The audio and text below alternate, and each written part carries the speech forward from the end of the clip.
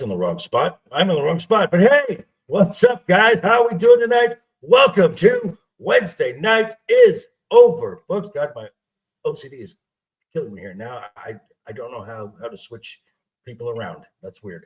Okay, never mind. Just drag, no big right? deal. All right. Is that what I did? Just drag it over? Yeah, just there you go. Look at that. That was amazing how that worked. Oh, wow. I learn new stuff every day.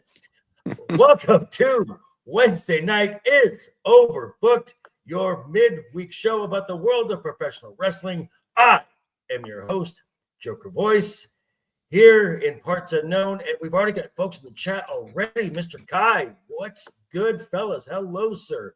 Glad you are here. And to my stage right is the man with the historically, horrifically awful bad takes, but we may get something different tonight. Who knows? Is the one, the only, he is now my co-pilot on this show, Mr. LeftEyeEgo. Ego, how are you, sir? And it's been a rough few days, working at undisclosed locations with a lot of travel and having to deal with Saturday night's main event. We will talk about it. Otherwise, I am hanging in there. All righty. And beneath, as also was the trio that completed the Saturday night's main event live recap, is our legal expert, the man who watches the holes of worms, Bradley Burnett, the Duke Devil 95. How are you, sir? Very busy at work. Finding some time to do some video work and actually do a little merch development for some things, maybe. Ooh, merch development. We love the merch here. Speaking of all that, we do have links to all of our channels. Yes, we all have YouTube channels, our social media accounts. I believe the Wednesday Night is Overbooked. The Joker Voice merch store is also in the description. We would all love the subscriptions. We would all love the likes. We would all love the looks to our content. So if you don't mind, folks, I say you better subscribe or we'll bash in some skulls, right?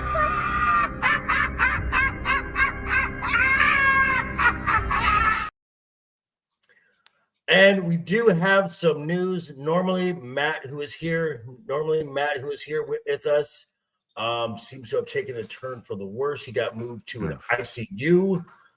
So, Ego, if you don't mind, can you drop that link for his GoFundMe in the chat, please? Anything you can't. He's got some serious medical bills. As if you've ever had to have any procedures done, you know how this goes. Anything you can do to help will be greatly appreciated.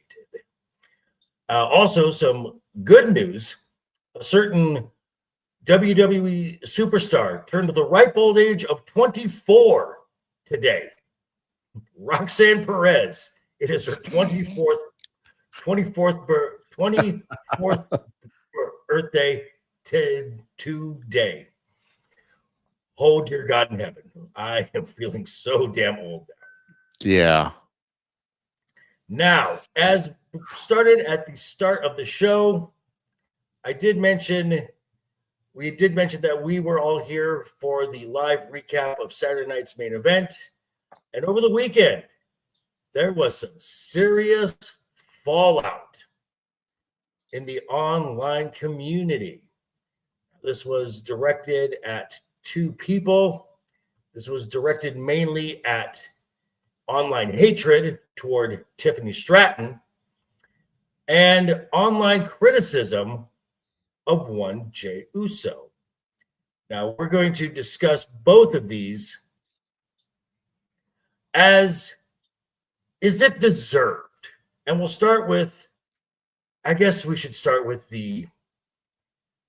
because he's here. And normally, Mr. LeftEyeEgo has been, when he started the show, he was a fan of one Bill Goldberg. He has since learned. Ooh, Jesus Christ, that's a long time ago. He was a unapologetic gooner shill for one Jade Cargill. He has since learned. And fortunately, it seems that another realization may have come into play. Let us all get a drink ready real quick, as Ego spoke to me last night saying he wanted a couple minutes to have the floor to himself. So I'm going to come on camera real quick here. First, raise your glass.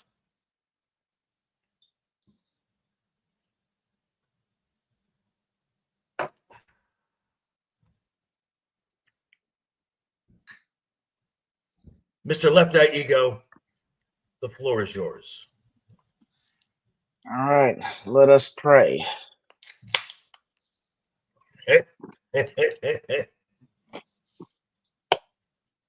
All right, so called JV last night after reviewing Sunday night's main event again and then watching Raw. I've come to the painful decision that Saturday night's main event was a referendum and indictment on one Jey Uso. Bradley Duke Devil, forgive me if I used referendum and indictment differently when they should be the same, but you'll get the spirit of what I'm trying to say. I watched a person go into a main match that winded himself going down the stairs, right? I've never gotten winded going downstairs. Going up the stairs, yes, not down the stairs. Gets winded 5 minutes down going downstairs, puts on a completely lackluster performance, punctuated by missing a swinging neck breaker that has been a CM Punk calling card that I've seen since he came back. He deserved the receipt for the kick in the head. Getting water poured on him to say, wake up because you're asleep. Not knowing how to sell his own spear put on him by CM Punk, and then leading to a disastrous look of defeat after CM Punk had to rightfully take the championship from you. Now, I was upset that it happened, but I was okay with the decision. What infuriated me was the next night, or the Monday following, when CM Punk actually congratulated you for being a worthy opponent and for putting on a good match. I know CM Punk to be a lot of things, but this one, he was lying. The match was terrible, and he bailed you out by saying that you were a decent opponent. And then he saved your ass later on by letting you come into a match you had no business being a part of in a tag team match against the Braun Browns. I'm having trouble figuring out why you should be called Main Event Jey Uso, and I honestly think you should take the next few months off to get into shape. I thought you were getting in shape, and it's not happened. And if over the course of a decade and a half, you can't wrestle for more than 12 and a half minutes, I don't think you should be a singles anything. This is like watching Shawn Michaels say, you know what, guys? I want to be back in the Breakers. And it pains me to say this. You mean the Rockers? The Rockers, the Breakers, yes. The Rockers, yes. It's like saying Shawn Michaels saying, this is difficult. Let give him some time to sort things out. I know it's been really tough. He's like, you know what? Fuck those titles. I don't want to be Mr. Flashy. Can you imagine Shawn Michaels just staying a rocker forever if he felt that low of himself? I think Jey Uso might feel this low of himself too, constantly want to be in the tag team conversation, but never considered a singles threat because you can't get your conditioning due to having a yeet infection. That's all I can say for right now. For that, sir. For that, sir.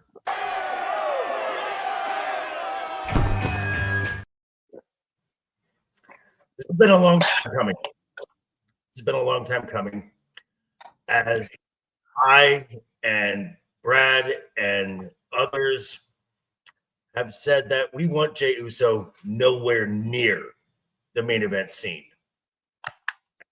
This is also, this is why tag teaming helped him out so much. He got a chance to rest. As he said, WWE unreal. that he got winded doing his entrance.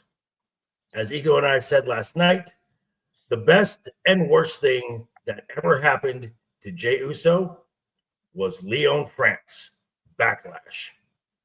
Yeah.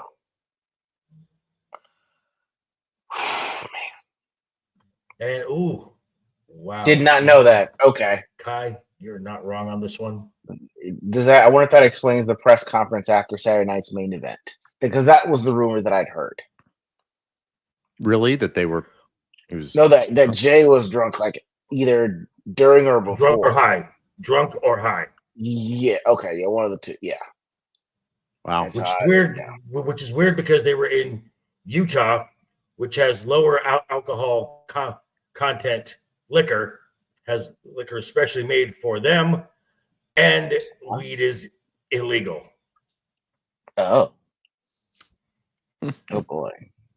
But I had also heard that Jay was a bit upset hearing that he was not going over in this match.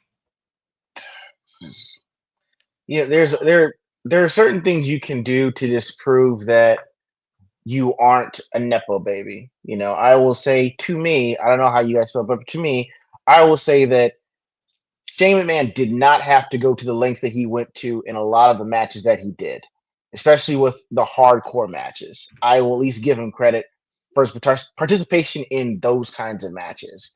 You know, I understand part of it was dad's money and dad's influence, but still, you didn't have to go that hard, but you did. Then there's the opposite, which is Jey Uso, which is proving to be every bit the nepo baby that everyone's accusing him of, because there's no development, there's no improved move set. You know, there's no point at which, when people said John Cena can't wrestle, I saw he was pulling out moves that they said he couldn't, primarily because he was upset people said he couldn't wrestle. I don't see Jey Uso proving any of the doubters wrong on any fronts, and he's winding up proving that he is the nepo baby that they're claiming that he is. So it's just bothersome. Brad, would you like to add to this? I mean, we've already talked about what happened on Saturday night, Botch City, getting properly chastised. More than anything, I mean, look, Joker and I have known this for a long time. If the whole idea of main event Jey Uso is ridiculous. Lame event Jey Uso, as we've often heard, is more appropriate. Maybe you should reconsider a 7-minute long intro when you're yeeting all the way down. At least take a nice casual path instead of yeet, yeet, yeet. Maybe that'll, save some of what little cardio you have in you. But yeah, I mean, it's not surprising, and it's almost like Punk was like doing a Make-A-Wish thing. Good job, buddy.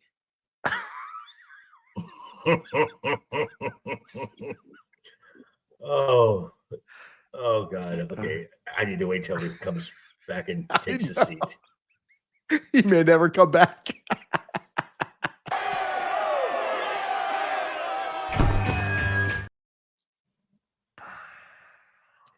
It just was not good. I mean, we all talked No. about it. It was Right. not a good. And The fact is, we were fearing that Jey Uso would go over. we actually were. And that kick that Punk gave to Jay in the head was clearly a receipt. Clearly. Wake the F up. This is a basic move. This is a simple move. This is ring work 101, and you blew it. I mean, Kai said earlier in the chat that he may have been sandbagging to deliberately not let moves work. Because he's pissed that he wasn't going over? Possibly. That's one thought. But when you're in a ring, and folks, say what you will about Punk. When it comes to his work in the ring, he is a pro. He is an absolute pro. And the match matters. And it was not a good match. It was not a good build. going into this match. Now, the Okay. promo the promo he gave on Monday night, yes, he put over Jey Uso. He also put over the likes of Finn, of JD Madonna as well, who JD does not get the credit he deserves. What have we here? What do you got here, Kai? I think this whole pushing Samoans that haven't earned it is ridiculous. The only people they push is Tama Tonga and Jacob Fatu. Well, they pushed Roman way too early. Before he maybe he ready. meant they should push. Maybe he should push since they're two of the newer ones. Yeah, Tama is definitely. If you've seen his work in as a member of the Bullet Club, he's definitely good. Jacob is phenomenal. That guy is a freak, absolute freak of nature. And as Ego said, the Nepo baby thing, they come from the Anoa'i line, the Maivia Anoa'i. They are Jake, Jimmy, and Jay are Fatus. They come from the Rikishi, brother of the Tonga Kid. So there's a long, distinguished history of this family in the WWF, WWE. And unfortunately for Jay, you can't rest on that. Just because you're a Fatu, you're no longer with your bro. You can't rest. You are required to go 18, possibly 20 the minutes at times. Deep water matches. No rest holds. So I think we can agree that the online chatter regarding Jey Uso is deserved. Agreed. Unfortunately, agreed. Now, the person who got a lot of online chatter as well, that is, in my opinion, undeserved, is Tiffany Stratton. There was a lot of praise, hyping, cheering, as I saw some folks say, finally the blonde MAGA blonde Barbie bitch is no longer the champ. It's time for a real queen to rule. And this is from the IWC, the Glazers. The Jade Cargill when do we get that? Glazers. Right? So, Ego, as a former Jade Cargill Glazer, take us through the mindset of what these people think. What are they looking at, and what is the fuel of this obsession with Jade Cargill? An unhealthy, low self-concept. I'll say it generally speaking. I say that in separating myself because I will say this: when Jey Uso won the World Heavyweight Championship against Gunther, I didn't put Gunther down in praising Jey Uso. There's a way you can praise your new champion and be excited for that person winning the championship and not make it about putting someone else down. Because if that's the way you feel, then honestly, it's not about Jade Cargill winning at all. It's about saying the woman that, in the minds of the people that follow, like either the woman that I want or the woman that I want to be like, I can never be like, and I can never get, and I can never date her. So the one that's lower down on the list that I can actually acquire will be a Jade Cargill, at least thinking wise. So when you actually have Jade, it's like Jade winning, it's like, oh, that's my avatar. The person that says, hey, I beat the pretty girl, the girl that was prettier than me, that was more popular than me. You know, I'm actually, this is me choosing the winner that had to go through insert fake outrage or fake hate or fake discrimination to get where she is. So my issue isn't so much them praising Jade for winning; it's more so the fact that you're putting down Tiffany Stratton for losing the belt. And at this point, what's going to wind up happening is I don't think Jade's going to be able to hold the belt until WrestleMania at all. I barely think that she might get into December before it's taken from her. Only way that this works is if it's Bianca Belair that does it. Because if Tiffany Stratton re-gets it, or if someone else gets it, then it winds up becoming a sort of discrimination against Jade Cargill, and the goalpost is going to move. It's not going to be about the fact that I've never heard her cut a fucking promo at all since she got there. I haven't seen any of her mic work in the last 7 months, and her moveset has not improved over the past 9.5 months. It's not going to be about any of those objective things. It's going to be about a discrimination. So, okay, so let me address her moveset first. Now, this was this was the right decision in turning her heel. You can actually shorten her skill set. Just knock it down to strictly power moves, which is what she does well. She does a good choke slam, spine buster, the pump kick. Those all look good, but this plays to her strength. I do not expect her to go a 12, 15, 18, 20-minute match, which we'll talk about the gals who can do that later on. But I want to go back to the online hate, of Stratton. Okay. Yeah. Whereas folks even put a image of the in-ring promo between Charlotte and Tiffany, where they both went a little off script. Tiffany said, "Oh, what's that, Charlotte? 0 for 3." And someone said, "Oh, you lost your title. You lost, what was it?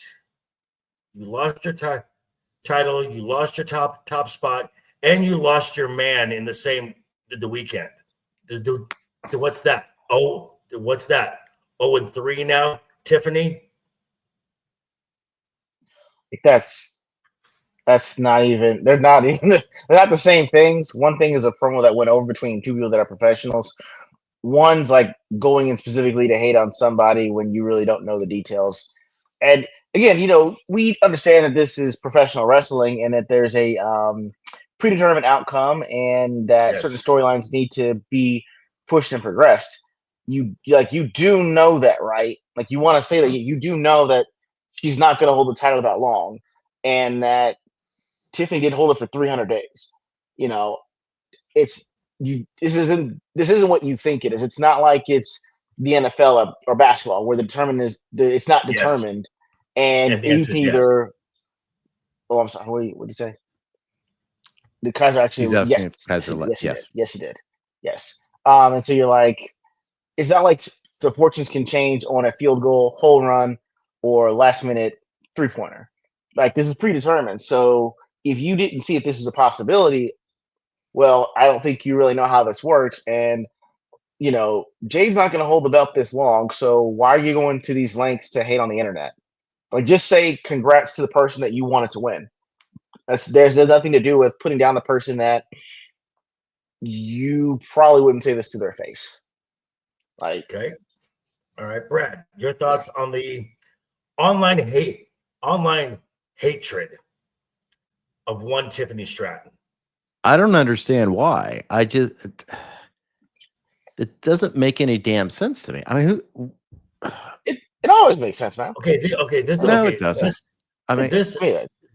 This all goes back to a house show where supposedly there was, during the match, Tiffany in the match goes to knock Jade off the ring apron, and it was claimed that Tiffany said, get out, you black bitch," which was later discovered and found out that this was dubbed.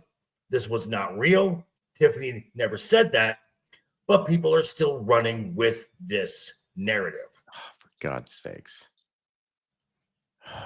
It's because that's what they wanted her to say.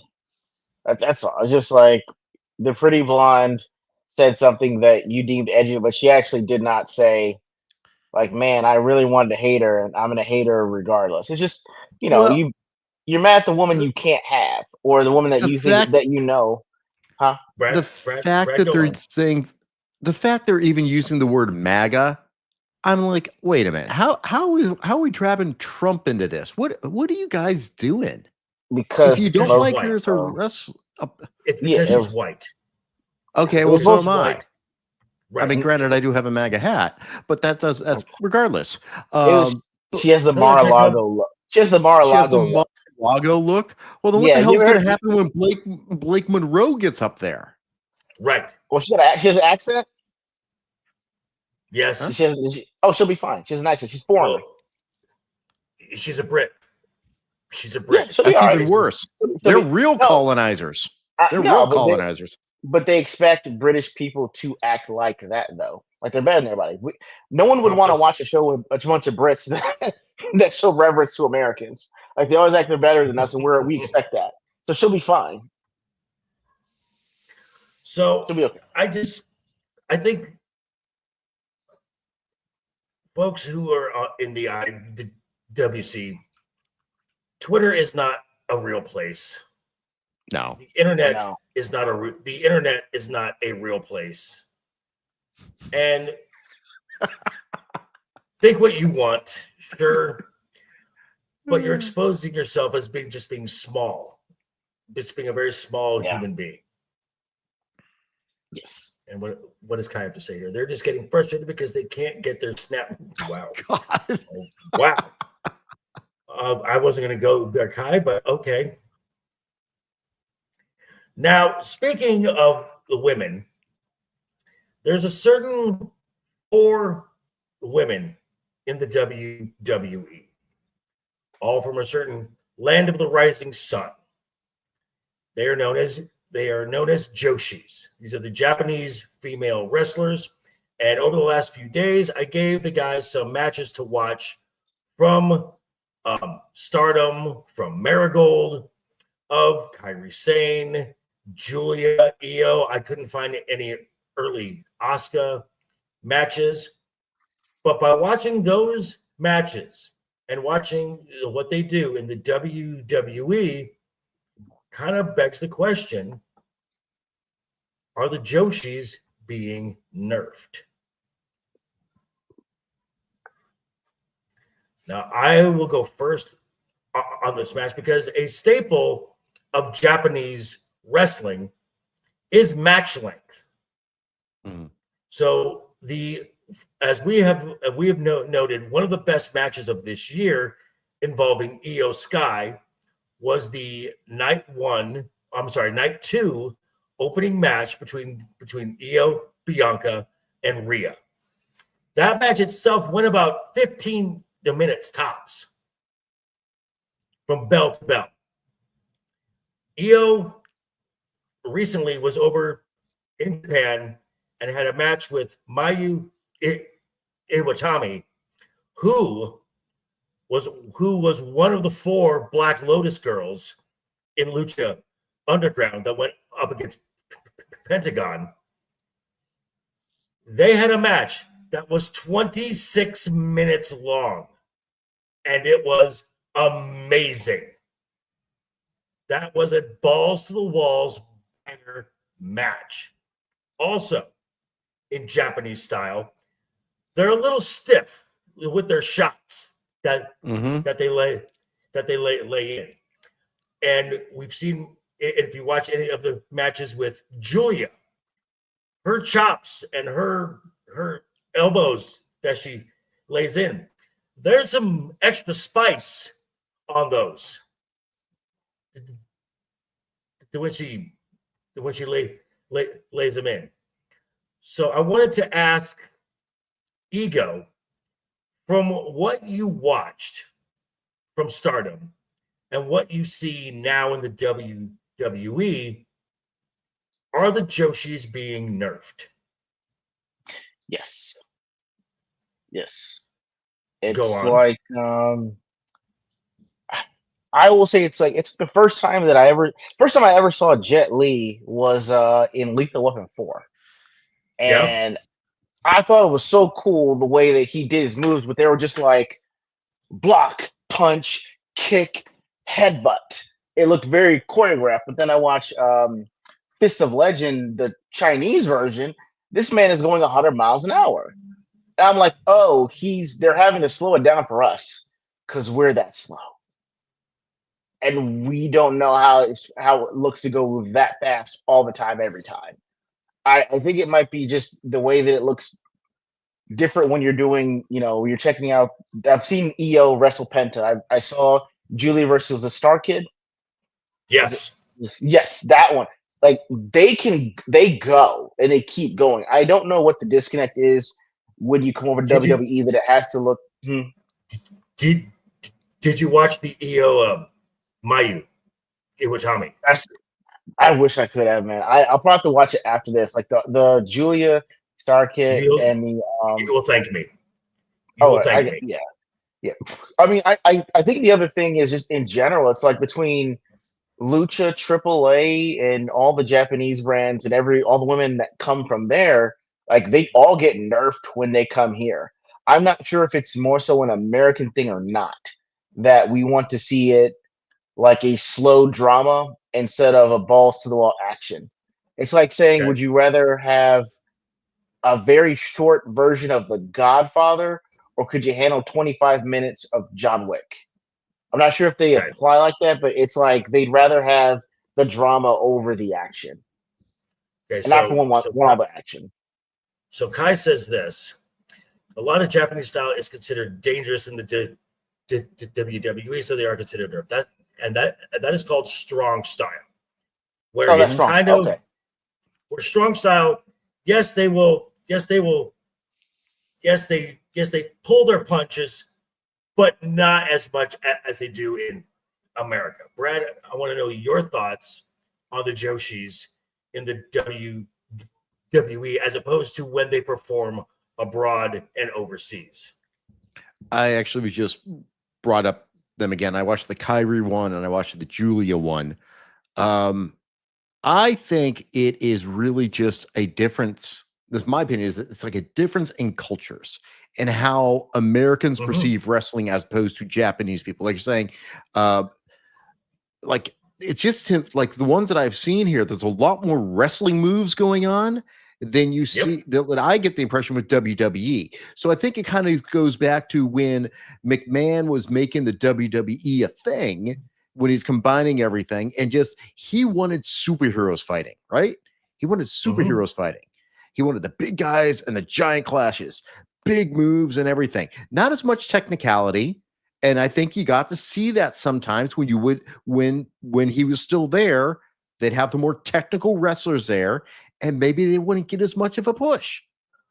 So I think maybe it's just really a difference in style and what the WWE fans are used to and what they may respond to. That's my general take on it. I mean, it's clear. I mean, there's a clear distinction in the styles. This looks like it's a little bit more, like you say, when you talk strong style, more stiff hitting. You definitely get more of a feeling of actual impact as opposed to what you get when, like, someone's just stomping the foot while throwing the punch. This seems a little more more realistic, and I think maybe the American fans, WWE fans, are just used to a little more hyper stylized, almost like MCU style, if you understand the analogy.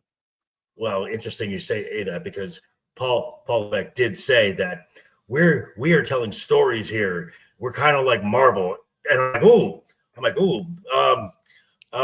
anything post 2019, I wouldn't be bragging about that there, Paul.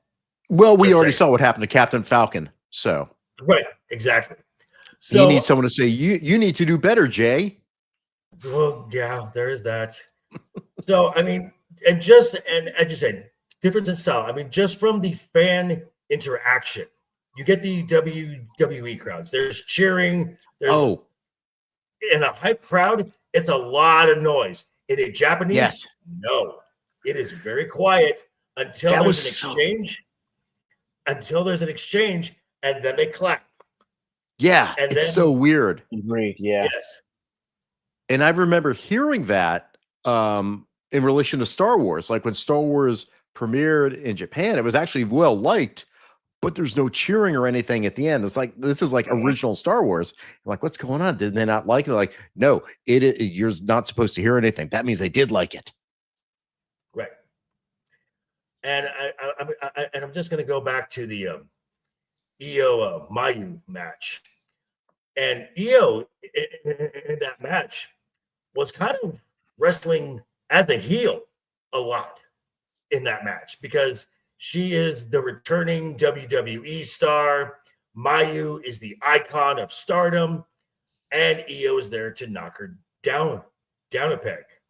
Hey, Mr. R2, how are you, sir? Left Eye is in a hotel room. Yes, he is. Yes, Dude, he is. yeah, man. Traveling for work. So, and I think and I hate to say it because, you know, we've got some of the best female talent in the world are the 4 Japanese girls that the WWE has. I mean, even Stephanie trained in Japan. And when she was on Sheamus's workout show, she was so entrenched in Japanese culture that when she counts to do her reps, she counts in Japanese.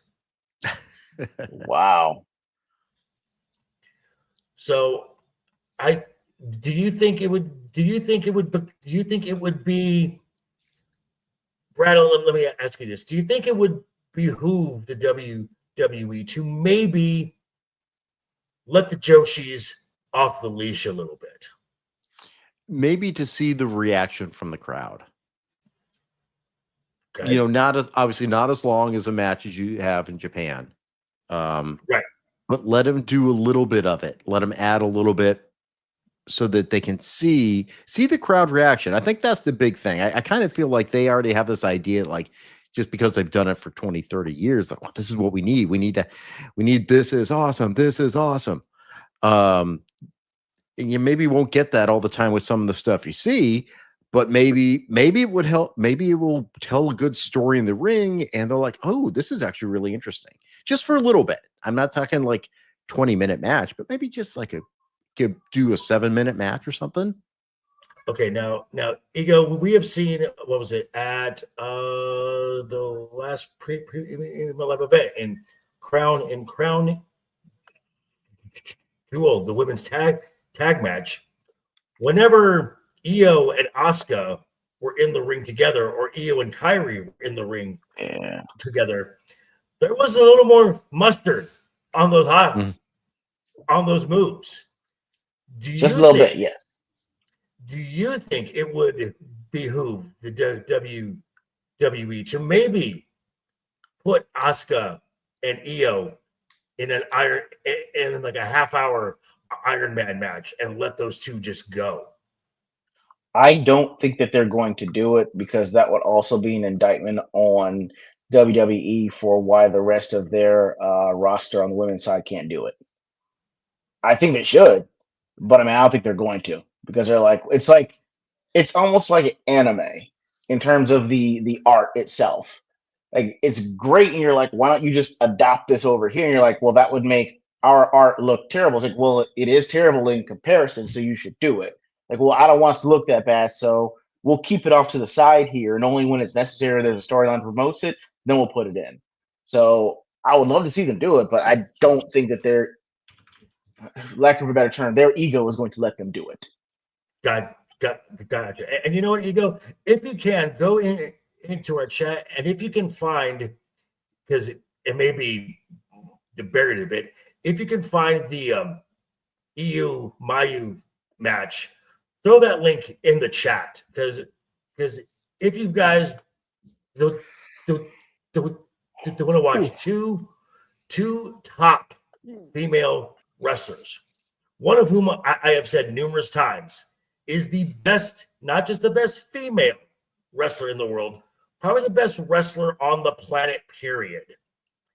And watch her work. That is a match to watch.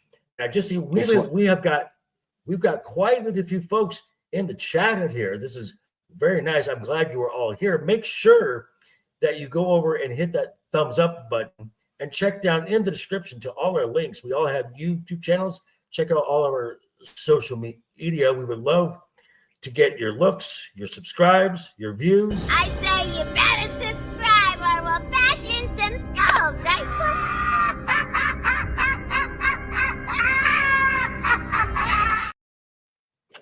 Which one did you say it was again? Io versus Mayu Iwatani. Got it. Yes, and this was very true that Io talks about trying to adjust to that it did take her a while to adjust to the WWE style in her Chris Van Vliet interview because she's used to for so long. And it's weird about Io. She's been in the WWE. Hey, Miss JoJo, how are you? Glad you are back. JoJo, you missed it earlier. Ego has renounced Jey Uso. Wasn't a complete renounce. It's just more of a, what's the word? It's this a sense a realization. A sense, as they say. A realization. I can't go that far. Political censor. That is so cute. Have you had your come to Jesus moment? I haven't had enough alcohol for that yet. Oh, you poor baby. Start drinking.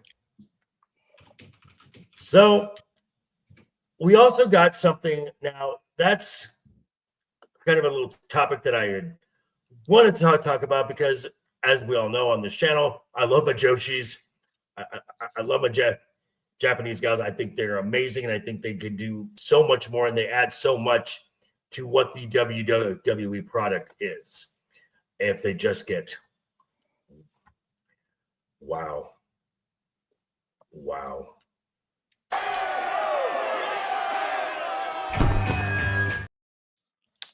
Technically, he's not woke because he's realizing the truth.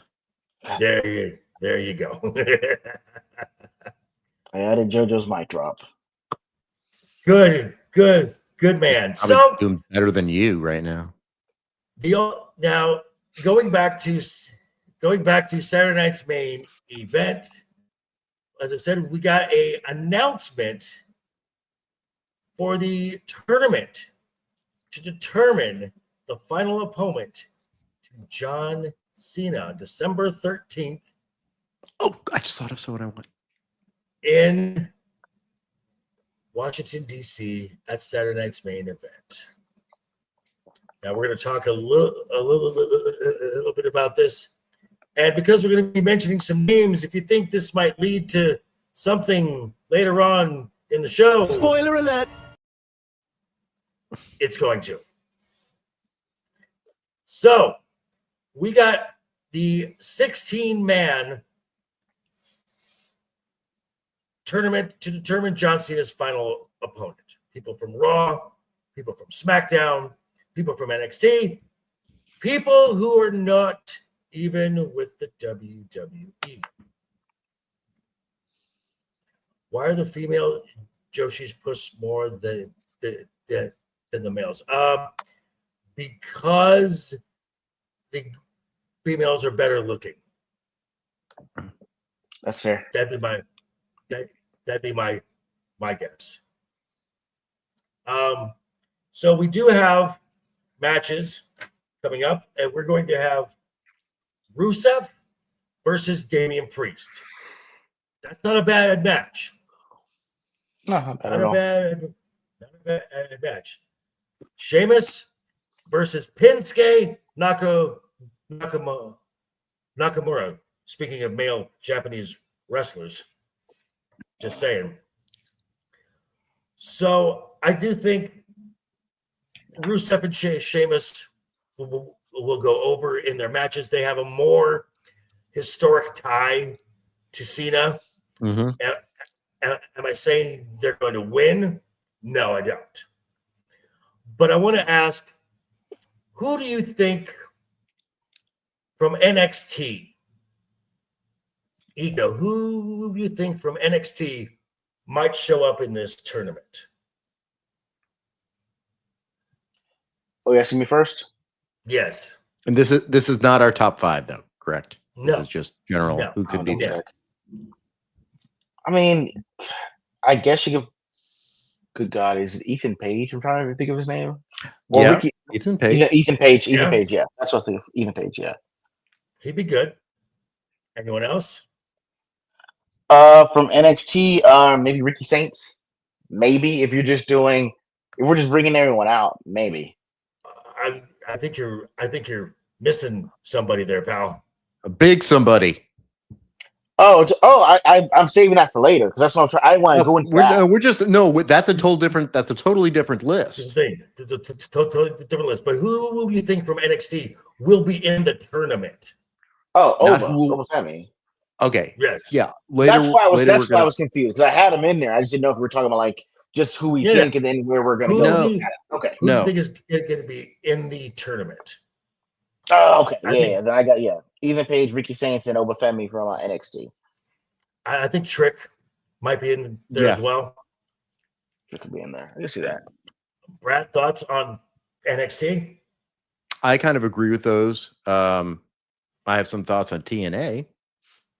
I also think possibly for the for NXT, I think you might see Javon Evans in the tournament as well.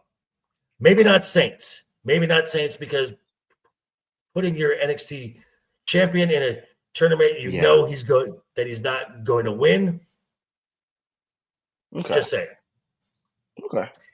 Well, yeah, total non-stop action. I think if we say his name, he will appear in the tournament. That is Joe Hendry. I think he's a lock. I think he's an absolute lock from TNA to join this. Matt Cardona, obviously. I think that as an obvious pick. I guess as an aside, that just even if you tell me off camera, I have to understand the I guess it's the Chelsea Green and Matt Cardona crossover joke that's going on. Well, they're married. Okay, there we go. That's why. Thank you, because I was confused. You mean when she got hit with the pie? Yes. Yeah. That's why I was confused. Okay. Thank you. The page. Yes. I appreciate that. Thank you. Yeah. Okay. Understood. That's why she. Got it. Yes, that's exactly what that joke was. Got it. I also think possibly Jeff Hardy. Oh, I was thinking that too. I mean, it's possible. Also, Nick Nemeth. Yes, perhaps I would put him up there. I don't know what because when TNA entered this partnership with the WWE, Nick Nemeth was the champion, and very soon after the partnership was announced, he wasn't. So I don't know if the WWE really wants to do business now with him, but I could see Mike Santana, perhaps the champion there, maybe Moose, possible, just as a name. But it starts to get interesting. Hey, what if Santino made an appearance just for? Oh, that would be funny. That would be funny. John Cena. John Cena. I could see That'd that. That might be that. And I want the WWE to have fun with this, but I want them also to take it seriously. Because the way they have handled John Cena's last year is questionable at best. Literally. Yes. Questionable at best. Now, I think from Raw, I mean, we have already heard the names Rusev and Sheamus. Gunther obviously is going to be in this tournament. I think Penta, it would be great, possibly. From SmackDown, we have heard Shinsuke, Damian Priest. I could say Ilya Dragunov. Maybe the Miz. He's talked a lot about it. Yeah, he wants it. So, any other names that come to mind for possible entries in the tournament, Brad? And I Randy. just got told Randy. Oh, we have already seen the Randy though. That's right. He already wrestled him. But I mean, it would be a fitting thing. It would be. LA Knight. LA Knight, possible. Now I have heard someone said Punk, and I'm like, we've already seen Punk. I've seen that. I mean, so Cody. Same thing with like you can't have AJ. No, not anymore. I actually forgot that Randy and him wrestled. I know, right? That's how bad that was. And I just got told we're at 7 likes, folks. 3 likes away. If you have not hit that thumbs up button, what are you waiting for? Just do it, or else Harley has something to say here. I say you better subscribe or we'll bash in some skulls, right?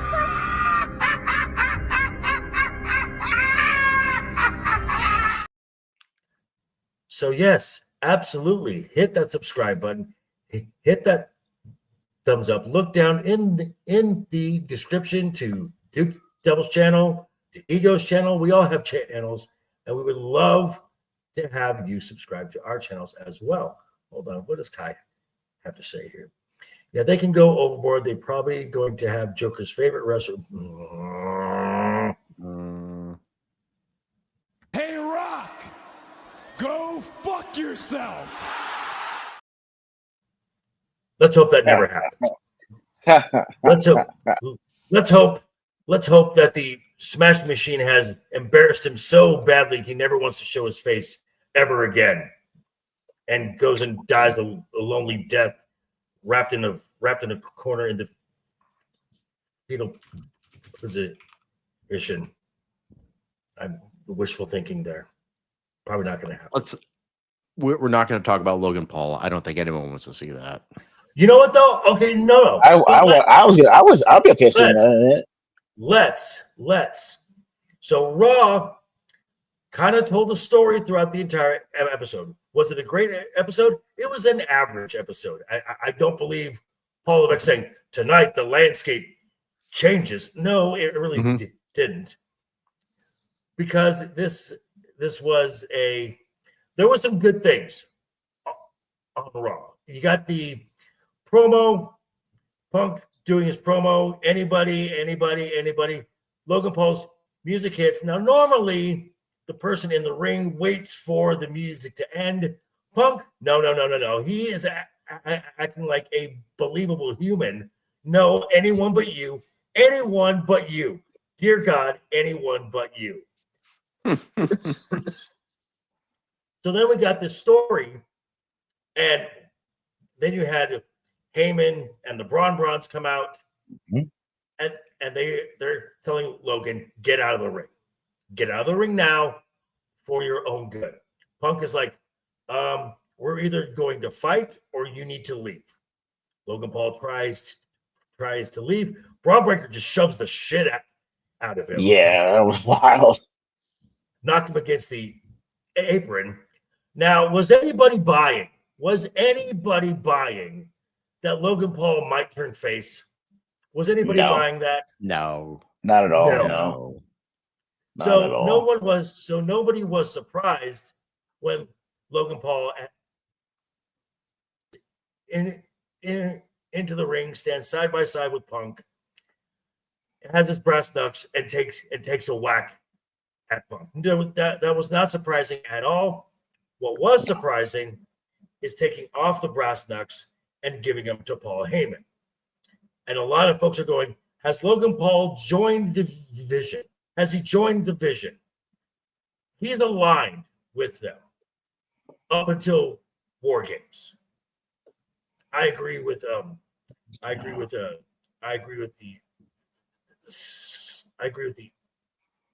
Solo Monster on this.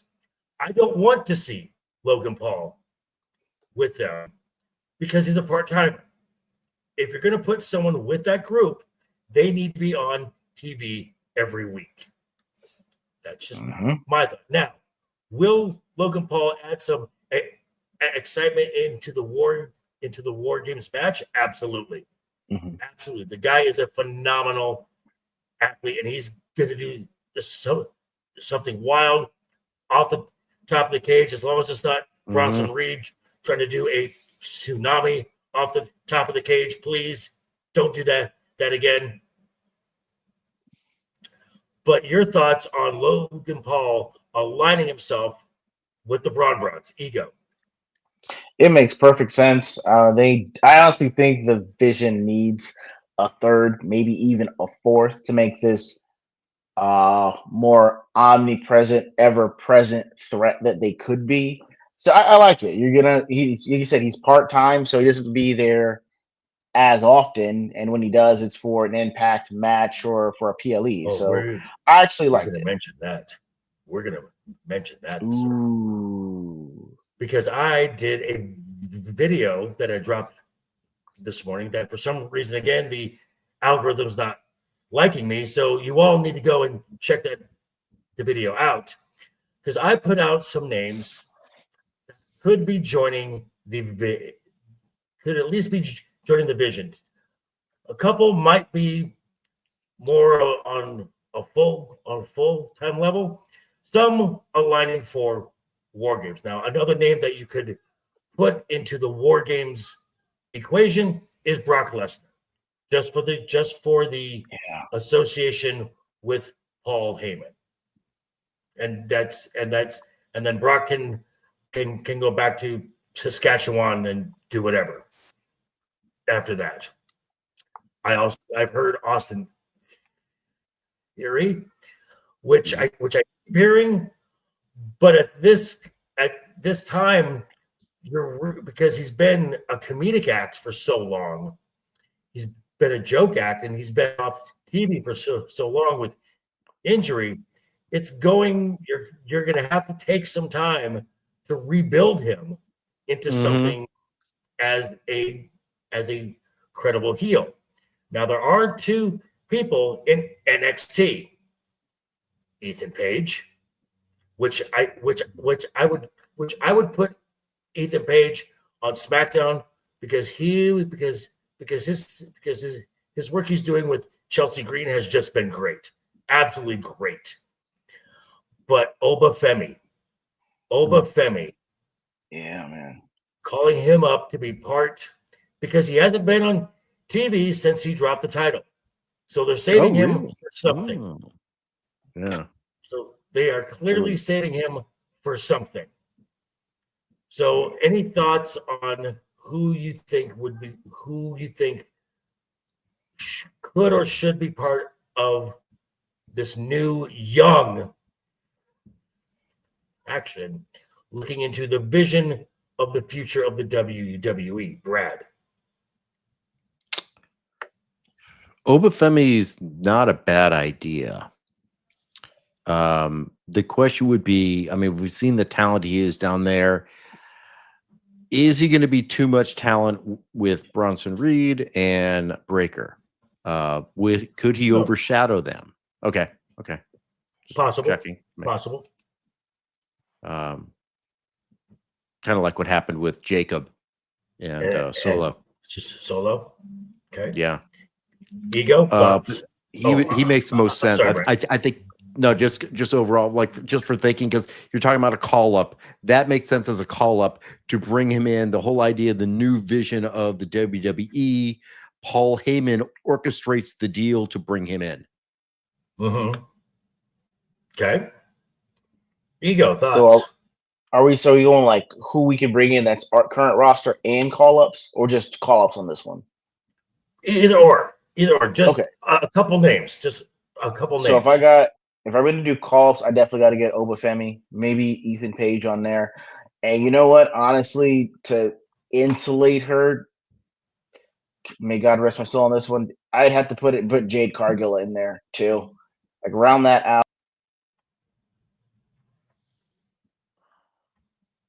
You know, and you were doing so well. He had made so much progress, and then he Oh, fell no, off the wagon. I still say that that's still what she does need. Hide her. Oh, please. she does need a voice. Agreed on That's that. what I'm saying. Like, because she has to talk, and that means I had to listen to her. And I'm like, if you can't talk and I haven't seen you do that, Okay, you need to have so- someone else talk. I meant like that. Let me ask you this. You this. Jade because all we've seen her with the WWE is talking as a babyface. And it clearly doesn't work. It sounds very manufactured. It sounds very forced. Her as a heel and probably letting her have more of her natural personality. Do you think that will help it? No, I do Okay. not. I do not at all. That's what I'm saying. I think it's going to be worse as a heel. I don't think she can read the room or the crowd. That's what I'm saying. Like, Paul Heyman can at least like steer you a little bit, even though we've got to see you get in the ring. I'm not sure that as a heel it'll even be any different.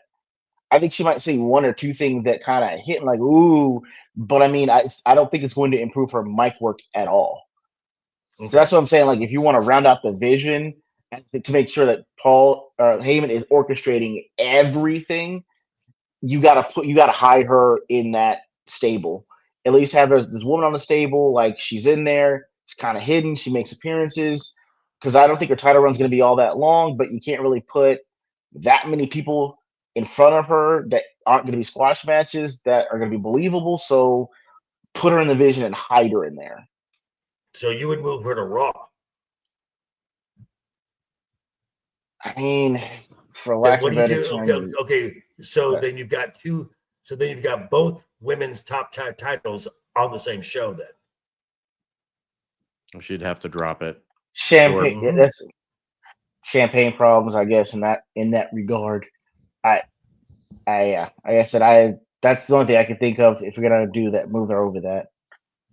And Survivor Series is November 29th from San Diego, which I want to talk about this one last, which I want to talk about this one little thing before we go into the staple of the show. The promo work and the surprise return of Rey Mysterio and the face-to-face with him and Dominic when he said, "You're the greatest luchador ever. What about El Santo? What about Blue Demon? What about Eddie Guerrero?" And Dominic doesn't skip a beat, just says, "Keep my father's name out of your mouth." That was wonderful. Absolutely wonderful. That's awesome. Now, after all this time, the truth is known. Right? Now, we had talked about the tournament for John Cena's final opponent a little bit earlier, the tournament itself, but that is going to lead us into the staple of this show.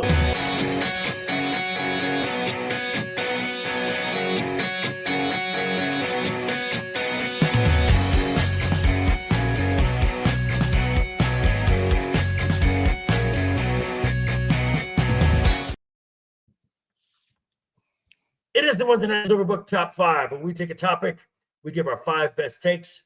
Our number 5 take gets 1 point. Our number 1 take gets 5 points. And at the end, Bradley Burnett resumes his role as Price Waterhouse. He will tabulate the scores to give us a definitive scientific answer to this topic. And the topic is, on December 13th, Washington, D.C. at Saturday night's main event, who do we think is going to be the final opponent for John Cena? Mr. Ego, let's go with you, sir. Your number 5. Number 5 is going to be, probably maybe the least liked, so I'm not quite sure of this, but I've got LA Knight number 5. I honestly LA think Knight, okay. he'd need a win at this point, after having that whole feud with Punk for it to come to nothing, and then seemingly having no appearance on Monday Night Raw. I would have him, go out with a bang and have Cena put him over. So at 5, I got LA Knight. Okay. Mr. Duke Devil 95. Brad, your number 5. He doesn't need the win, but I put him in there just to make up for the crappy match before, Randy Orton. Okay. Randy. Alrighty. Now, my number 5, Cena doesn't have any real ties to this person per se, but there is some family ties that John Cena has, and that is Bo Dallas. After what we saw at Crown Jewel when John Cena did Sister Abigail on the AJ Styles, and the matches that Cena and Wyatt have had were actually some of Cena's best in my opinion. So I think it would be a nice closure and a nice farewell from Cena to Wyatt, and I think that would be a lovely way to end Cena's career. Do I think it's going to happen? No. Ego, you're number 4. Number 4, I've got on here, which would be I think a pretty fun match in itself. Dominic Mysterio. Honestly, I would actually love. Yeah, I would love to see that. It would be like, hey, him putting over the guy that I think is probably going to be, really running things the next few years. Dominic Mysterio. I think it'll be overall fun match, and you couldn't hate on Dom for winning, even if he does the lie cheat steal. I mean, I think he'd win clean on this one, but it would certainly be a fun match, but a decent one as well. Now there is a rumor that maybe in Madison Square Garden, Dom faces Cena for the IC title. Ooh. That is a rumor. Ooh, okay. Brad, I'll be you're on the number lookout. 4. My number 4 is Joe Hendry. Say his name and yeah, I mean, I think it's at some point he's coming over to WWE. Very much so. Very much. Yeah. Yes. So I mean, this is Okay. And it's also Cena putting over someone who needs to be put over. That's the main thing I keep thinking about for this. Someone who needs the extra bump when they get here. Gotcha. Or when they're here and moving on. And actually, Brad, I agree with you. My number 4 is also Joe Hendry. For the same reason, give a new face a rub. Mm-hmm. All right. Ego, you're number 3. Number 3, I've got Braun Breaker. I think that they gotta actually start him in some good. Yeah, the I guess OG Braun on this one. But yeah, I got Braun Breaker. It's gonna be a very serious match. I think that Braun needs to have some kind of streak that gets him started on the road to WrestleMania for when he eventually does wrestle Punk. And I think it needs to start here. Beating Cena, putting him over. It's going to be, Braun will be a very credible threat anyway. And I think this is a good way to get his streak going. So I got Braun Breaker at number 3. Okay. Brad, you're number 3. I got Obafemi. Yeah. I mean, like I said, he hasn't been on TV for a bit. He dropped the title. We know he's coming up. Could be earlier than Royal Rumble. Mm-hmm. I tend to agree. My number 3. What made John Cena? What was probably the best thing he did in the WWE? And I'm not talking about the 17 titles. Was the U.S. Open Challenge. So I think someone who benefited from someone else doing a United States Open challenge would be a nice end to would be a nice final opponent, and that is the current United States champion Ilya Dragunov. All right, Ego, you're number 2. Number 2, I've got Obafemi. Like complete Oba. destruction. Yeah, man. The Terminator, the Ruler coming through would be a great match as well. Again, but just complete devastation. You'd have to show the impact this guy's going to have in the WWE, and it would have to, start with taking out the legend Cena. So I got him at number 2. Okay. Brad, you're number 2. I have LA Knight at number 2. LA Knight at 2. Oh, nice. All righty. My number 2. Now, Brad, you had mentioned something last week. If a possible Dom Cena match, let's say Dom loses to Cena. Cena becomes the IC champion and defends it in his last match, and whoever wins becomes the IC title holder. I can't think of a better way to launch somebody into the stratosphere, much as people did for John back in the day, than if someone wins the tournament, let's say from NXT, and defeats John Cena in his final match and becomes the Intercontinental Champion right off the bat, Obafemi. You could not get a bigger rub because it's not even he won the IC title. He can now forever say, I was John Cena's last opponent. I retired John Cena. I retired John Cena. Forever. Immortalized.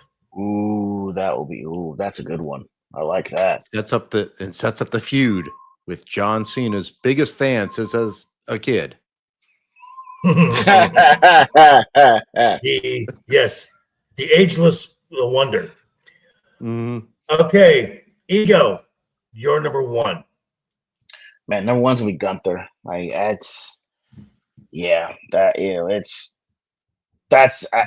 I say more, man? Gunther. That's the guy that you would consider someone that could legitimately say he retired Cena, and it would look a complete devastation. So I got Gunther at number 1. Okay.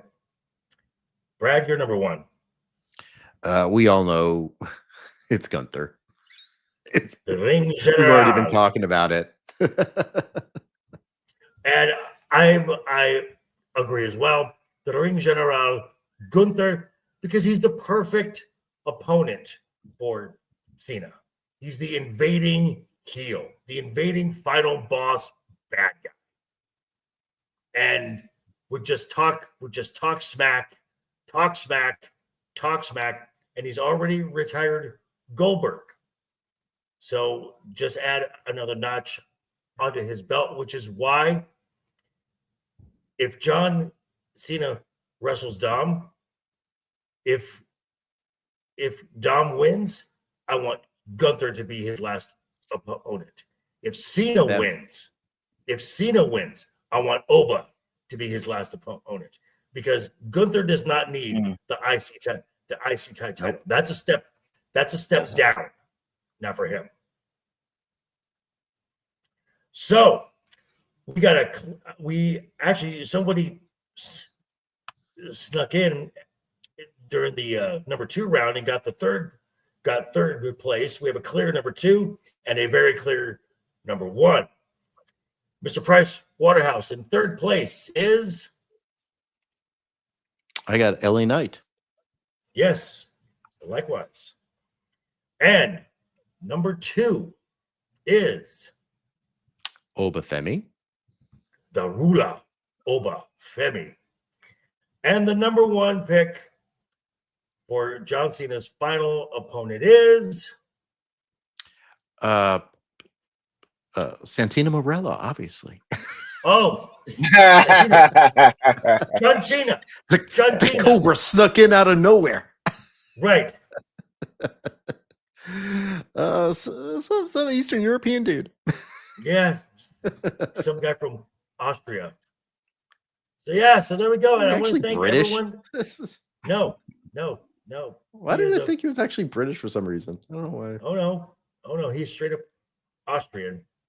Yeah. So I want to thank everyone who has stopped by tonight. Again, we still have a little time. We still probably are a few likes short to get to that double-digit likes.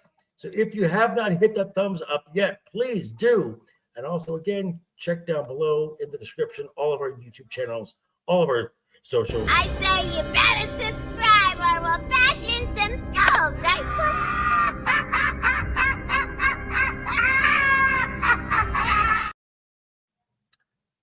So before we head on out, Mr. LeftEyeEgo, what do you have coming up, sir? Nothing for the next week or so. Like I said, traveling, won't be back home until maybe like Saturday or Sunday. So gonna take some time off and get things cracking with I guess I'll be with you guys next Wednesday for Wednesday Night's Overbooked. The Sunday after that will be Ordinary Games with me and the Shiro. Here, an actual grievance that Shiro has against me this time. Only one? I was gonna say, surprisingly, I mean two. It's it's actually gonna be two. Thank you, Jojo. three is Jade Cargill. Maybe, possibly. And Mr. Duke Devil 95, what do you have coming up, sir? Tomorrow night I will be on Static 2020's weekend pregame, talking about weird stuff that he finds on TikTok to torture us with. On my channel, of course, Wormhole Watch. This week we watched the episode Crossover featuring one of our guest YouTube buddies, Melee James, joined us, and he was a total agent of chaos. Yes, he was. Yeah, snuck in a couple things about Cisco. Yeah. That's a whole different wormhole to go down. Yes, indeed it is. And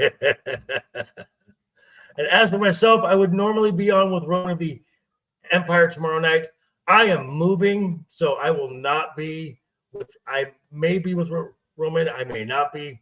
I might find a way to get the video out for Friday. If not, I will probably have some shorts to send out on Friday just to keep you guys viewing. But on behalf of everyone here at Wednesday Night is Overbooked, I want to say thank you for stopping by. We will see you next week. Keep talking, keep smiling, keep having fun, and until next time, take care. And here we go.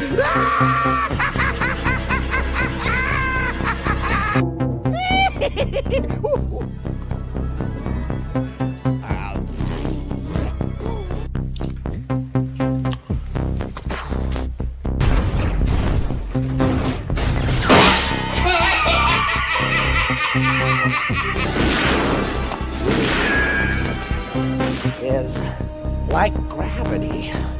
All it takes is a little push.